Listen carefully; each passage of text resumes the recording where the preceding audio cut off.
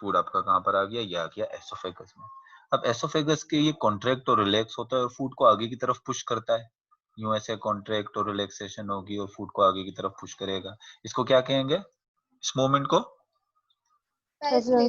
पेरिस्टोलसिस कहेंगे। और उसके बाद हमारा फूड एंटर हो जाएगा किसमें, इसमें स्टमक में। तो अब जो हम बात करने लगे हैं वो किसकी बात करेंगे, अब हम बात करेंगे स्टमक की। माउथ के बाद जो सेकंड इंपॉर्टेंट जो पार्ट आ जाता है जहां पर डाइजेशन होती है वो है स्टमक। बताने को तो बहुत सी बातें स्टमक के हवाले से बता सकता हूं, लेकिन आपकी जो बुक में लिखा हुआ है पहले वही एक्सप्लेन करता हूं। देखो सर जी सर, जो एंटी पेरिस्टालसिस होती है सर, वो फूड का स्टमक में जाने के बाद होती है या पहले ही हो जाता है अगर फूड ज्यादातर, अनडाइजेस्टेड हो जाता है? नहीं नहीं, स्टमक में ही होती है। स्टमक से वो मुंह करके ऊपर की तरफ आता है ज्यादातर फूड। स्टमक में स्टोर होता है ना हमारा फूड, 4 से 5 घंटे आई थिंक स्टमक में स्टोर हो सकता है। तो अब देखो क्या होता है, स्टमक, स्टमक सबसे पहले है क्या, स्टमक इज अ डिस्टेंसिबल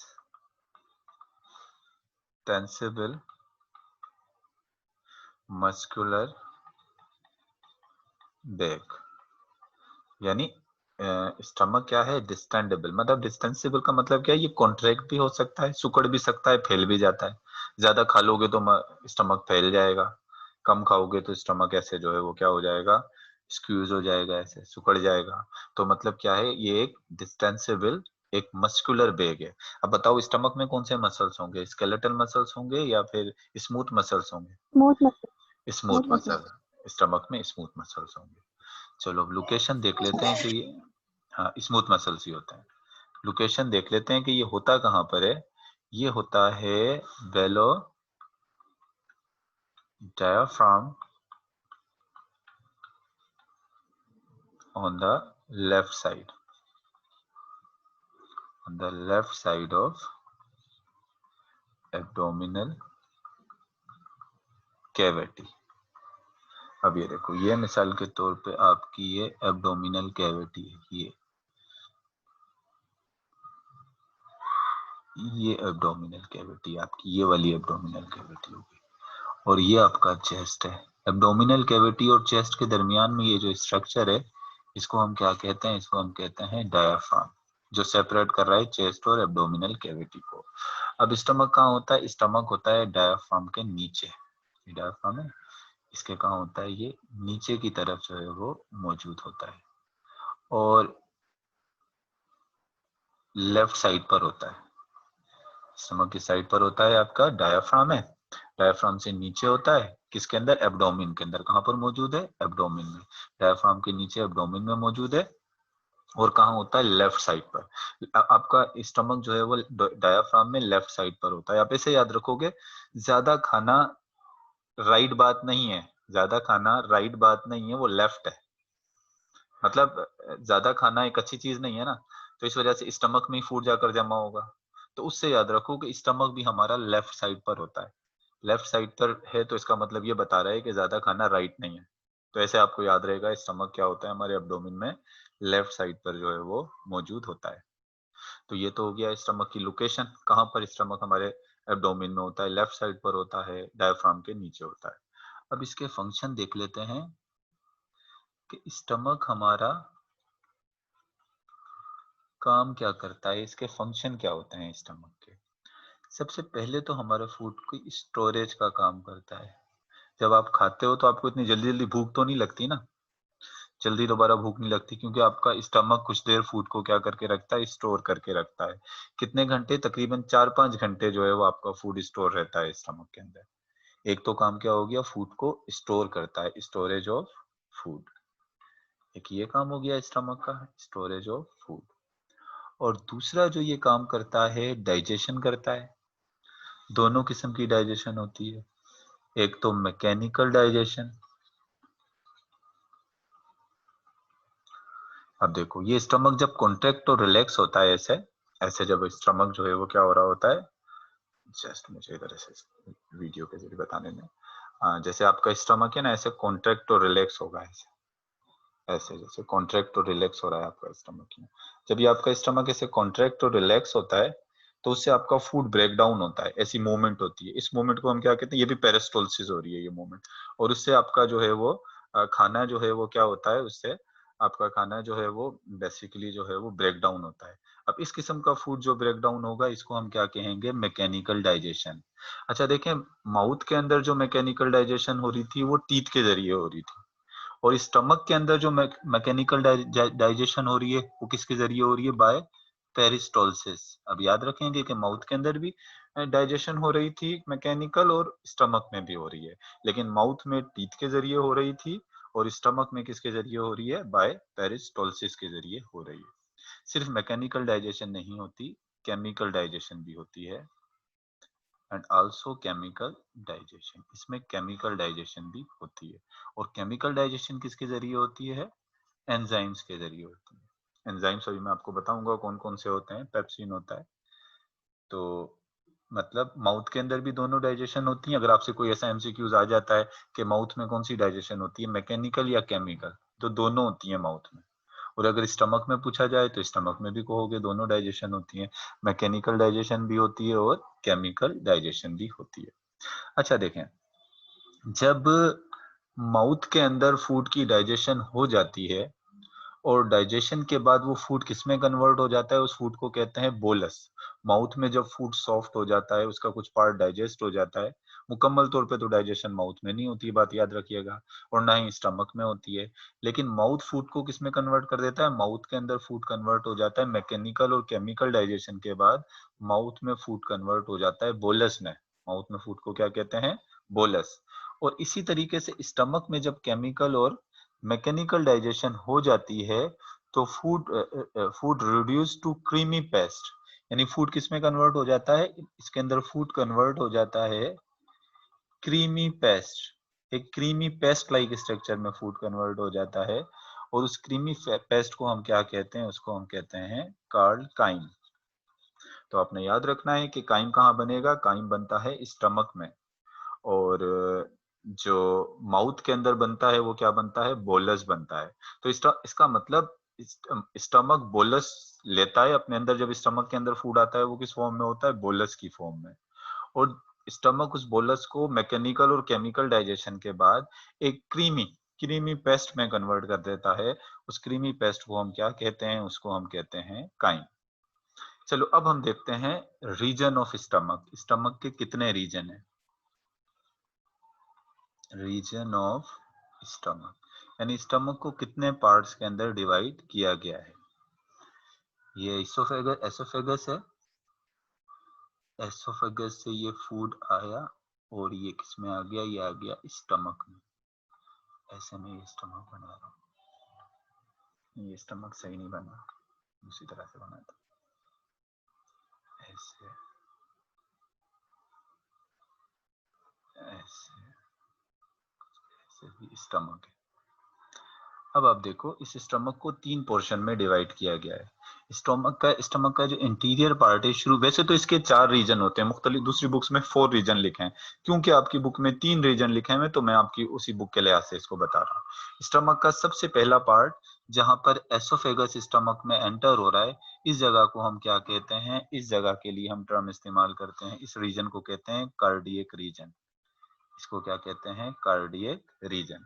मतलब स्टमक के जो रीजन है, रीजन ऑफ स्टमक, स्टमक का सबसे पहला पार्ट या सबसे पहला जो रीजन है वो क्या है, वो है कार्डियक रीजन। जहां से एसोफेगस किसमें दाखिल हो रहा है, स्टमक में जिस जगह पर दाखिल हो रहा है, तो उस रीजन को हम क्या कह रहे हैं, इसको हम कह रहे हैं कार्डियक रीजन। क्योंकि यहाँ करीब करीब किसी जगह हार्ट भी मौजूद होता है, हार्ट मौजूद होता है, तो इसी वजह से हम इसको क्या कहते हैं, इस रीजन को कहते हैं कार्डियक रीजन। और उसके बाद दूसरे नंबर पर जो रीजन होता है, जो इसका मेन रीजन होता है, उसको हम क्या कहते हैं, उसको हम कहते हैं फंडस। मतलब ये कौन सा, कार्डियक कौन सा हो गया, एंटीरियर हो गया स्टमक का सबसे पहला वाला पार्ट। फंडस जो है वो कहाँ पर आ गया, ये आ गया मिडिल के अंदर। वैसे तो कुछ बुक्स में फंडस को, इस वाली साइड को फंडस कहा गया है, लेकिन आप इसी अपनी बुक के तरीके से चलें जैसे आपकी बुक में लिखा हुआ है, fundus which is the main part, और उसके अलावा लास्ट वाला जो रीजन होता है, ये लास्ट में जहां से स्मॉल इंटेस्टाइन में खुल रहा है स्टमक, इस वाले रीजन को क्या कहते हैं? इसको कहते हैं पाइलोरिक रीजन। ये फंडस हो गया। और तीसरा वाला जो रीजन है वो कौन सा है? वो है पाइलोरिक रीजन। तीन जो है वो स्टमक के रीजन हो गए। अच्छा, अब एक और चीज देखें, स्टमक के अंदर कुछ ओपनिंग्स होती हैं। देखो, एक जगह ये है जिस जगह से एसोफेगस स्टमक में एंटर हो रहा है, एक जगह ये हो, और दूसरा ओपनिंग ये हो गई। तो ये जो ओपनिंग्स हैं, यहाँ पर एक तरीके से यहाँ मसल्स जो हैं वो थोड़े से इनलार्ज होते हैं, और मसल्स एक तरीके से एक बैंड बना लेते हैं, जिससे मसल्स ऐसे, ये मतलब एक क्या कहना चाहिए, वॉल्व होता है, उससे इससे ना ये स्टमक के बंद भी हो सकता है और क्या हो सकता है, खुल भी जाता है। अब ये जगह पर जो है, इधर से जहाँ से ये क्या कहना चाहिए, ये एसोफेगस देखो, जहाँ से स्टमक के अंदर एंटर हो रहा है, इस जगह पर ये जो वॉल लगा हुआ है, इसको हम क्या कहते हैं? इसको हम स्फिंक्टर कहते हैं। लेकिन इसको कौन सा स्फिंक्टर कहेंगे? Cardiac sphincter. और जहां से मसल जो है वो स्मॉल इंटेस्टिन में दाखिल हो रहा है, यहाँ पर भी एक स्फिंक्टर लगा हुआ है। इसको हम क्या कहेंगे? इसको हम कहेंगे पाइलोरिक स्फिंक्टर। तो स्फिंक्टर जो होते हैं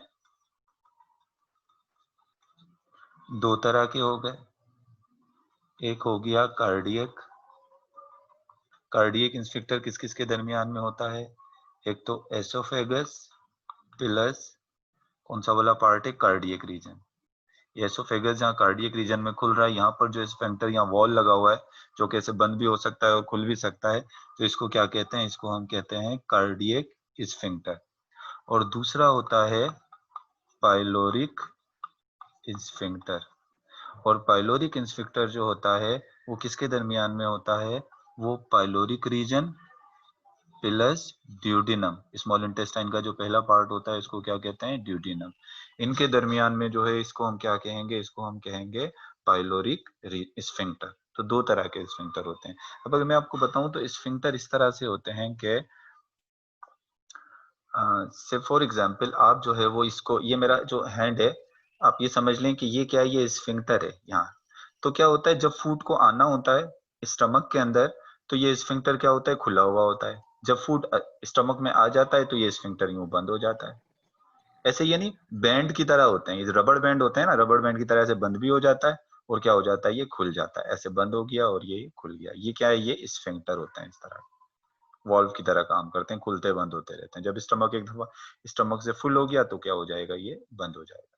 तो अब मैंने आपको बताया कि ये जो स्फिंक्टर होते हैं, यहाँ पर दो हो गए स्फिंक्टर, नाम याद रहेंगे, ये लोकेशन याद रहेगी इनकी, और नाम याद रहेंगे। दो स्फिंक्टर जो किसमें है? जो स्टमक के अंदर मौजूद है।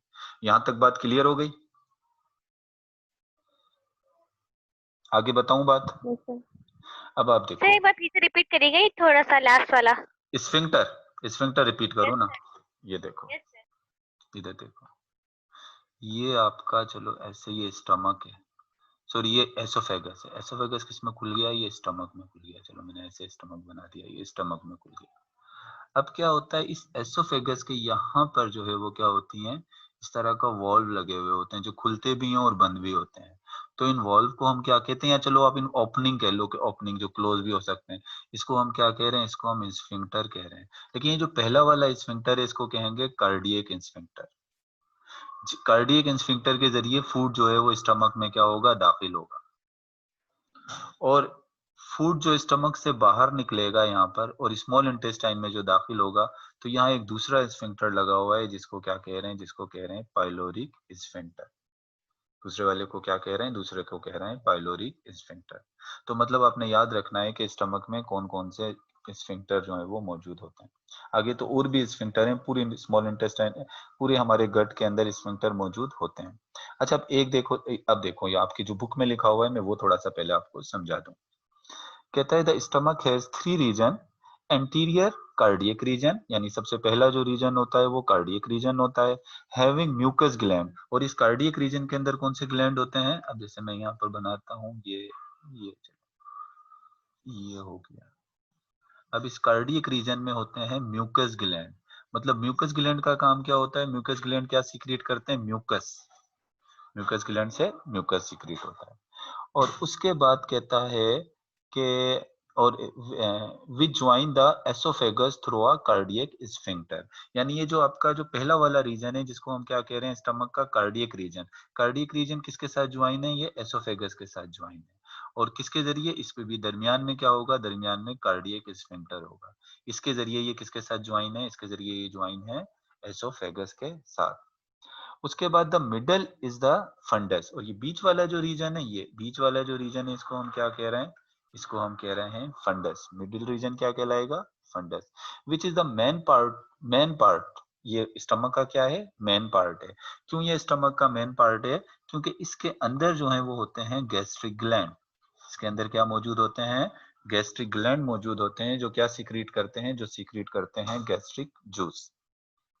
अभी आपको बताऊंगा गैस्ट्रिक ग्लैंड में कौन कौन से सेल होते हैं। और उसके अलावा जो लास्ट वाला पार्ट है उसको हम क्या कहते हैं, ये जो लास्ट वाला रीजन है ये पाइलोरिक रीजन है। और इधर भी सिर्फ म्यूकस सीक्रेटिंग सेल्स होते हैं, यहाँ गैस्ट्रिक ग्लैंड नहीं होते। अब थोड़ा सा बात कर लेते हैं गैस्ट्रिक ग्लैंड की, कि गैस्ट्रिक ग्लैंड में कौन, गैस्ट्रिक ग्लैंड का जो भी ग्लैंड होता है उसका काम क्या होता है, उसका काम सिक्रीशन होता है। तो हम देखेंगे कि गैस्ट्रिक ग्लैंड में कितने टाइप के सेल्स होते हैं और वो क्या क्या चीजें सिक्रीट करते हैं। सबसे पहले तो देखो ये गैस्ट्रिक ग्लैंड आपके स्टमक में होते किस जगह पर है। असल में आपके स्टमक की एनाटॉमी इतनी डिटेल में दी हुई नहीं है आपकी बुक में, तो मैं भी इतना डिटेल में नहीं जा रहा, सिर्फ इतना बता रहा हूँ कि आपके स्टमक में सबसे नीचे की तरफ होती है एक म्यूकस लेयर, ऐसे एक म्यूकस की लेयर होती है ऐसे। और म्यूकस की लेयर के अंदर ऐसे गैस्ट्रिक पिट्स होती हैं, ऐसे क्या होती हैं, गैस्ट्रिक पिट्स होती हैं, ऐसे पोर्स होते हैं। और इनके अंदर लगे हुए होते हैं क्या, इनके अंदर गैस्ट्रिक ग्लैंड लगे होते हैं। ये क्या लगे हुए हैं, ये हैं इनके अंदर गैस्ट्रिक ग्लैंड, ऐसे अंदर लगे हुए होते हैं। अब इन गैस्ट्रिक ग्लैंड के अंदर 3 टाइप्स के जो हैं वो सेल होते हैं। अब गैस्ट्रिक ग्लैंड के अंदर जो सेल्स हैं, द गैस्ट्रिक, जैसे आपकी बुक में लिखा हुआ है, these gastric gland contain 3 types of cell। In gastric gland के अंदर 3 तरह के सेल होते हैं। एक तो पहला जो सेल है वो है mucus secreting cell, mucus secreting cell.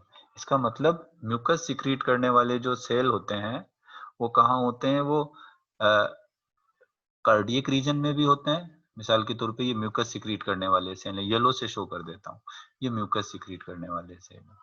ये कार्डियक रीजन में भी हैं, और कहाँ पर हैं, ये फंडस के अंदर भी है म्यूकस सिक्रीट करने वाले सेल। और ये कहाँ है, पाइलोरिक रीजन में भी म्यूकस सिक्रीट करने वाले सेल हैं। तो क्या होता है, म्यूकस सिक्रीटिंग सेल्स होते हैं। और म्यूकस सिक्रीटिंग सेल क्या सिक्रीट करते हैं, दे सिक्रीट म्यूकस। ये क्या सिक्रीट करते हैं, ये सिक्रीट करते हैं म्यूकस।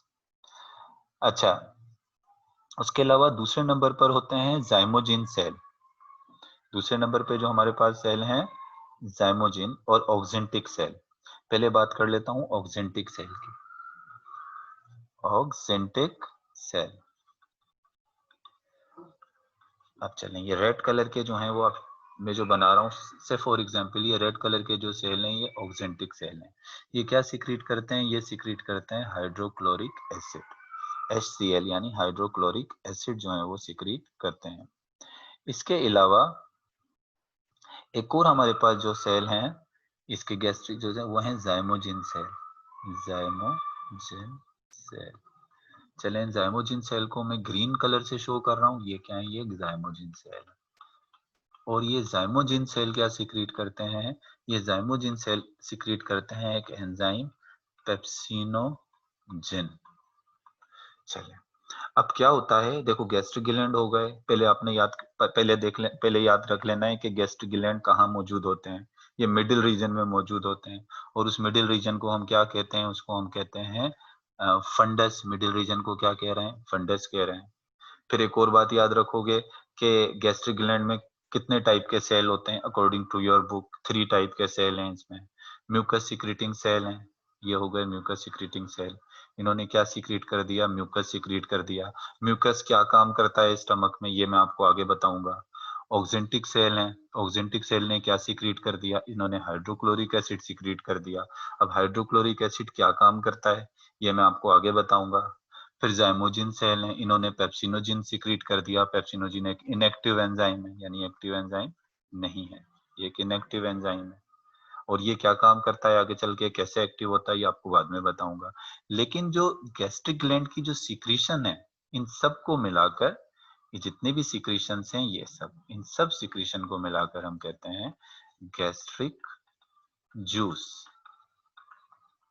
म्यूकस, हाइड्रोक्लोरिक एसिड और पेप्सिनोजेन, इन तीनों को मिलाकर, इन सीक्रेशंस को मिलाकर हम क्या कहेंगे, इसको हम कहेंगे gastric juice. These collective secretions is known as gastric juice। इन सबको मिलाकर हम क्या कहते हैं, इनको हम कहते हैं गैस्ट्रिक जूस। अच्छा, सबसे पहले अब देखो, अब सबके काम देख लेते हैं। सबसे पहले म्यूकस देख लेते हैं कि जो म्यूकस सीक्रेट हुआ है, म्यूकस क्या काम करेगा। हाइड्रोक्लोरिक एसिड देख लेंगे कि हाइड्रोक्लोरिक एसिड क्या काम करेगा। सबसे पहले तो कहता है the mucus lubricate and protect the stomach lining from self digestion by pepsin। Mucus का काम क्या हो गया, समझ लें कि ये प्रोटेक्ट करता है किसको, प्रोटेक्ट स्टमक, ये जो है वो स्टमक लाइनिंग को प्रोटेक्ट करता है। अब आप देखो, ये जो पेप्सिनोजिन होता है, ये एक्टिव इसकी जो फॉर्म है ये किसमें कन्वर्ट हो जाता है, पेप्सिन में। और ये जो हाइड्रोक्लोरिक एसिड होता है ये भी एसिड है। तो अब आप ये बताओ कि जब आपके स्टमक के अंदर ये हाइड्रोक्लोरिक एसिड है और आपके स्टमक के अंदर जो है ये क्या कहना चाहिए कि ये पेप्सिन है, तो ये पेप्सिन और हाइड्रोक्लोरिक एसिड तो आपके स्टमक की जो लाइनिंग है, ये आपके स्टमक की जो वॉल है, इसको तो डैमेज कर देंगे ना। ये हाइड्रोक्लोरिक एसिड एसिड होता है, तेज एसिड है। अब एसिड जाहिर सी बात है आपकी स्टमक की वॉल को डैमेज करेगा। और पेप्सिन क्या करेगा, पेप्सिन आपकी स्टमक की वॉल को ही कहीं डाइजेस्ट ना कर दे। तो अब क्या होता है, तो इसी वजह से क्या होता है, आपके स्टमक के नीचे ऐसे ऐसे एक लेयर होती है किसकी, म्यूकस की। म्यूकस एक लेयर बना लेता है ऐसे स्टमक के वॉल के नीचे की तरफ। ऐसे देखो, ये म्यूकस है ना, ब्राउन ब्राउन शो कर रहा हूँ, से फॉर एग्जांपल ये एक म्यूकस है। तो म्यूकस ने एक लेयर बना ली स्टमक की लाइनिंग पर। अब ये म्यूकस की जो लेयर है वो किस चीज से प्रोटेक्ट कर रही है स्टमक की लाइन को, एक तो हाइड्रोक्लोरिक एसिड से सीक्रेट प्रोटेक्ट कर रही है और पेप्सिन एंजाइम से प्रोटेक्ट कर रही है। कहीं पेप्सिन एंजाइम जो है वो डायरेक्ट क्या करे, इसको जो है वो स्टमक की वॉल ही को, क्योंकि प्रोटीन को डाइजेस्ट करता है तो स्टमक की वॉल भी प्रोटीन की है, कहीं उसी को डाइजेस्ट ना कर दे। तो ये तो काम किसका हो गया, ये काम हो गया म्यूकस का। अच्छा, उसके बाद हाइड्रोक्लोरिक एसिड क्या काम करता है। सबसे पहला काम हाइड्रोक्लोरिक एसिड का एक काम तो ये होता है, क्योंकि ये एसिड होता है, ये किल बैक्टीरिया। अगर आपके खाने के साथ, बोलस के साथ कोई बैक्टीरिया भी आ गए हैं तो हाइड्रोक्लोरिक एसिड बैक्टीरिया को क्या कर देगा, किल कर देगा। और दूसरा काम ये क्या करेगा, दूसरा काम ये करेगा कि ये जो हमारा एंजाइम होता है, ये जो ये जो यहाँ से जो गैस्ट्रिक ग्लैंड से जो वहां से जो एंजाइम सीक्रेट होकर आ रहा था, कौन सा वाला एंजाइम, पेप्सिनोजिन। पेप्सिनोजिन ये इनएक्टिव होता है और इसको, इसकी एक्टिव फॉर्म जो है वो क्या है, वो है पेप्सिन। और इसको, इसकी एक्टिव फॉर्म पेप्सिन में जो कन्वर्ट करता है वो कौन कन्वर्ट करता है, हाइड्रोक्लोरिक एसिड। और ये एसिडिक कंडीशन में ही जो है वो क्या होता है, जो है वो पेप्सिनोजिन किस में कन्वर्ट होता है, पेप्सिन के अंदर कन्वर्ट होता है। तो पेप्सिनोजिन को उसकी एक्टिव फॉर्म यानी पेप्सिन में कन्वर्ट करने का काम जो है वो कौन करता है, वो भी जो है वो हाइड्रोक्लोरिक एसिड करता है। अच्छा, अब ये पेप्सिनोजिन इनएक्टिव क्यों सीक्रेट होता है, एक्टिव फॉर्म में क्यों नहीं सीक्रेट होता। देखो यहाँ पर गैस्ट्रिक ग्लैंड से जब ये यहाँ पर जो है वो गैस्ट्रिक ग्लैंड के अंदर कौन से वाले सेल हैं, गैस्ट्रिक ग्लैंड के अंदर होते हैं फॉर एग्जांपल ये जाइमोजिन सेल। अब अगर ये जाइमोजिन सेल क्या सीक्रेट करें, अगर ये पेप्सिन एक्टिव फॉर्म में सीक्रेट कर दें, इस पेप्सिन को, ये पेप्सिन किस फॉर्म में सीक्रेट हो जाए, ये एक्टिव फॉर्म में सीक्रेट हो जाए, पेप्सिनोजिन एक्टिव फॉर्म में पेप्सिन। तो वो पेप्सिन क्या करेगा, सेल भी तो प्रोटीन का बना हुआ होता है, उस सेल को ही डाइजेस्ट कर देगा, यानी अपने ही सेल को नहीं छोड़ेगा, यहाँ से सेल को डाइजेस्ट कर देगा। तो इसी वजह से ये पेप्सिन जो सीक्रेट होता है, ये किस फॉर्म में सीक्रेट होता है, ये इनएक्टिव फॉर्म में सीक्रेट होता है, पेप्सिनोजिन की फॉर्म में। फिर ये यहाँ से जब आ जाता है ना, कहाँ पर, ये यहाँ ल्यूमेन में आ जाता है, फिर ये एसिड के साथ मिलकर एक्टिव फॉर्म में कन्वर्ट हो जाता है, जिसको हम कहते हैं पेप्सिन। और एक बात और आपको बता दूं, ये हर वक्त एंजाइम आपकी बॉडी, आपके स्टमक में हर वक्त हाइड्रोक्लोरिक एसिड या हर वक्त पेप्सिन सीक्रेट नहीं होता। ये सिर्फ उस वक्त सीक्रेट होता है जब आपका फूड स्टमक के अंदर आता है या आप किसी फूड को देखते हो तो उस वक्त ये सीक्रेशन स्टार्ट होती है। हर टाइम ये सिक्रीशंस नहीं होती। ये जिस वक्त आपका फूड आएगा बोलस के अंदर या जब आप खाना खाते हो तो उस टाइम ये सिक्रीशन ज्यादा हो जाती है। ये हाइड्रोक्लोरिक एसिड का काम मैंने आपको बता दिया कि हाइड्रोक्लोरिक एसिड क्या काम करता है। और उसके बाद फिर आपको पता है, ये तो आपको समझ में आ गया होगा, उसके बाद फिर है पेप्सिनोजिन है, जो कौन सीक्रेट कर रहे थे, जाइमोजिन सेल सीक्रेट कर रहे थे। और ये पेप्सिनोजिन एक्टिव फॉर्म में कन्वर्ट हो जाता है और इसकी एक्टिव फॉर्म क्या है, पेप्सिन है। इसकी जो एक्टिव फॉर्म है पेप्सिनोजिन की वो क्या है, वो पेप्सिन है।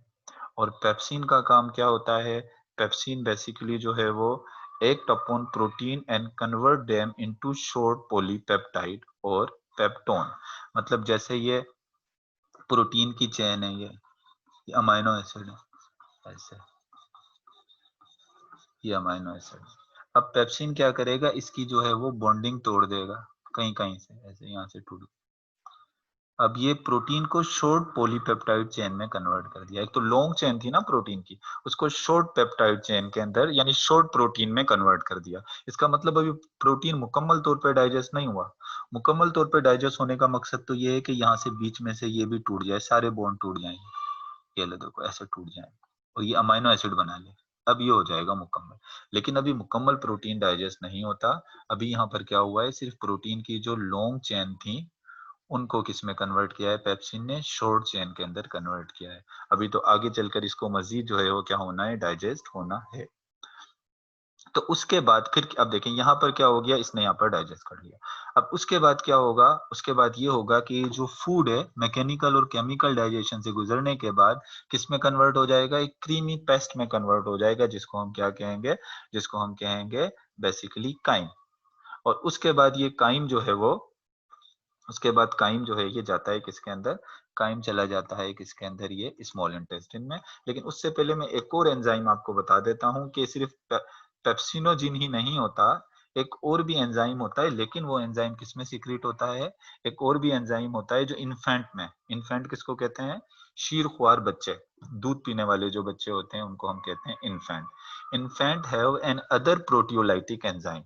देखो पेप्सिन एक प्रोटियोलाइटिक एंजाइम है। प्रोटियोलाइटिक एंजाइम का मतलब क्या होता है, प्रोटीन को तोड़ने वाला या प्रोटीन पर काम करने वाला जो एंजाइम होता है वो क्या होता है, वो होता है प्रोटियोलाइटिक एंजाइम। अगर आपसे पूछा जाए कि यहाँ स्टमक में कौन से कितने टाइप के प्रोटियोलाइटिक एंजाइम होते हैं, तो दो हैं। एक तो पेप्सिन जो बड़ों में होगा, लेकिन अगर बच्चों की बात करें तो बच्चों में एक और प्रोटियोलाइटिक एंजाइम होता है जिसको हम क्या कहते हैं, जिसको हम कहते हैं रेनिन। जिसको हम क्या कहते हैं, रेनिन कहते हैं। अच्छा अब रेनिन का देखो काम क्या होता है, रेनिन का काम ये होता है कि रेनिन क्या करते हैं, जो मिल्क होता है ना, मिल्क के अंदर एक प्रोटीन होता है जिसको हम कहते हैं कैसिनोजिन, कैसिनो कैसिनोजिन, CEIO, कैसिनोजिन। एक कैसिनोजिन जो है वो प्रोटीन होता है। और ये कैसा प्रोटीन है, ये मिल्क प्रोटीन है। लेकिन कैसा मिल्क प्रोटीन है, ये सॉल्युबल मिल्क प्रोटीन है, यानी ये सॉल्युबल मिल्क प्रोटीन है। अब क्या होता है कि जो सॉल्युबल मिल्क प्रोटीन होता है ना, उस पर पेप्सिन काम नहीं करता। सॉल्युबल जो प्रोटीन होते हैं ना, जो डिजोल्व होते हैं, जो लिक्विड फॉर्म में, उस पर क्या करता है, उस पर जो है वो पेप्सिन काम नहीं करता, पेप्सिन उसको तोड़ नहीं पाता। तो बच्चों का तो फूड ही सारा ज्यादातर ये मिल्क पर ही कंसिस्ट होता है।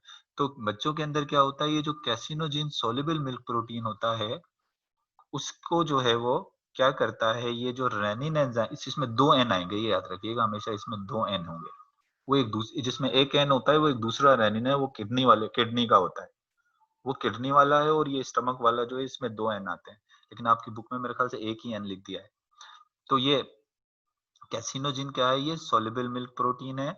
और रेनिन क्या करता है, इसको किस में कन्वर्ट कर देता है, इसको इनसॉल्युबल मिल्क प्रोटीन में कन्वर्ट कर देता है, जिसको क्या कहते हैं, कैसिन। कैसिन क्या है, इनसॉल्युबल मिल्क प्रोटीन। जैसे दही, दूध होता है ना, दूध कैसा है, लिक्विड फॉर्म में होता है। जब आप उसका दही बना देते हो तो उसका जो प्रोटीन होता है वो थोड़ा इनसॉल्युबल हो जाता है, तो वैसे दही बन जाता है उसका।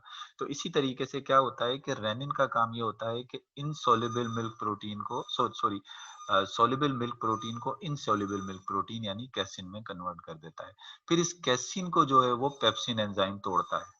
तोड़ेगा पेप्सिन ही एंजाइम, लेकिन तोड़ने से पहले रेनिन क्या काम कर रहा है, रेनिन सिर्फ पेप्सिन एंजाइम की मदद कर रहा है। मदद क्या कर रहा है कि सोल्यूबल मिल्क प्रोटीन को इनसोल्यूबल मिल्क प्रोटीन में कन्वर्ट करके दे रहा है, ताकि आराम से जो है वो इसको क्या करे, इसको जो है वो पेप्सिन जो है वो आराम से क्या कर सके, इसको डाइजेस्ट कर सके।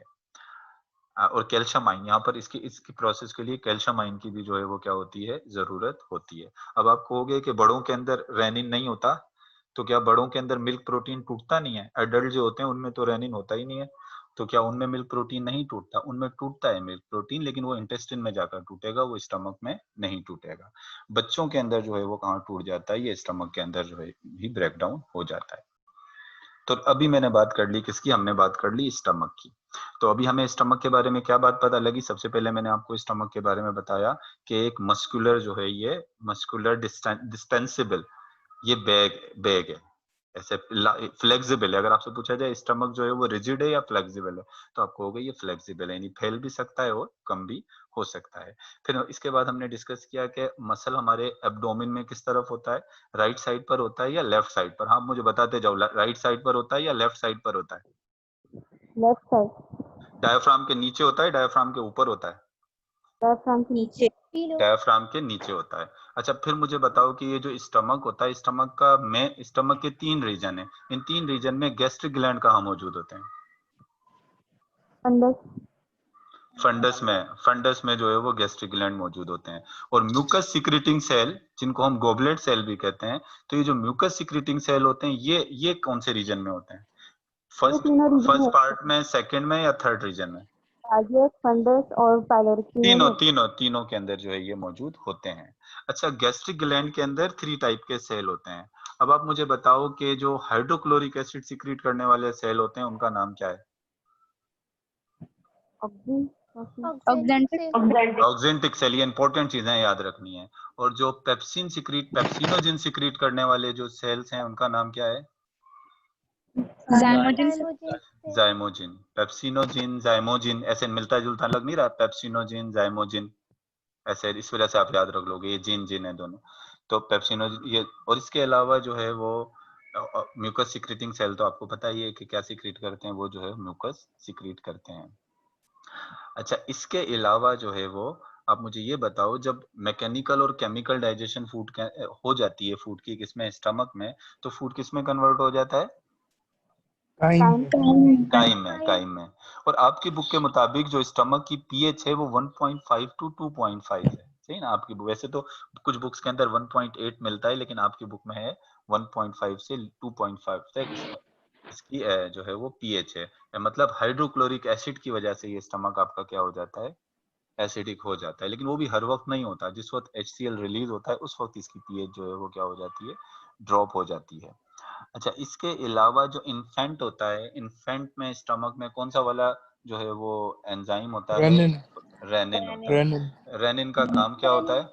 रेनिन का काम क्या होता है? इनसॉल्युबल मिल्क प्रोटीन को वो इनसॉल्युबल मिल्क प्रोटीन कैसिन में कन्वर्ट कर देता है। ये याद रखना है कौन सा सॉल्युबल, जो सॉल्युबल है वो कैसिनोजिन है, मतलब वो पेप्सिनोजिन से मिलता जुलता है। सोल्युबल किससे मिलता जुलता है, याद रखिएगा, पेप्सिनोजिन से, दोनों के में जिन है। और दूसरा जो है वो जो इनसोल्युबल है वो पेप्सिन से मिल रहा है। पेप्सिन ने काम करना है ना, पेप्सिन ने काम करना है, तो पेप्सिन से मिल रहा है वो, मतलब कैसिन, इसका नाम पेप्सिन से मिल रहा है। और कैसिनोजिन जो सोल्युबल है वो पेप्सिनोजिन से मिल रहा है। तो ऐसे याद रख लीजिएगा, पेप्सिनोजिन इनएक्टिव होता है तो ये सोल्युबल मिल्क प्रोटीन भी इनएक्टिव होगा, मतलब इस पर पेप्सिन काम नहीं करेगा। और कैसिन जो है वो एक्टिव प्रोटीन है इसका, तो इस पर पेप्सिन काम करता है। इस तरह से इसको याद रख लीजिएगा। चलें सही है, ये मैंने आज आपको स्टमक की स्ट्रक्चर बताई है। तो आज तो मैं फिलहाल आपको एक ही क्लास ले रहा हूँ, कल से या परसों से फिर मैं आपकी जो है वो 2 क्लासेस स्टार्ट कर दूंगा। एक ही टाइम में लूंगा 2 क्लासेस, यानी दोबारा मीटिंग ज्वाइन करवाऊंगा। ऐसे होगा कि मीटिंग 2 टाइम ज्वाइन कराऊंगा आपकी, कम से कम 1 आवर की मैं क्लास लूंगा, टाइम यही होगा। टाइम पीछे ले लेना, 3:30 करें, 3:30। हाँ 3:30 कर देता हूँ, इसका तो कोई प्रॉब्लम नहीं है।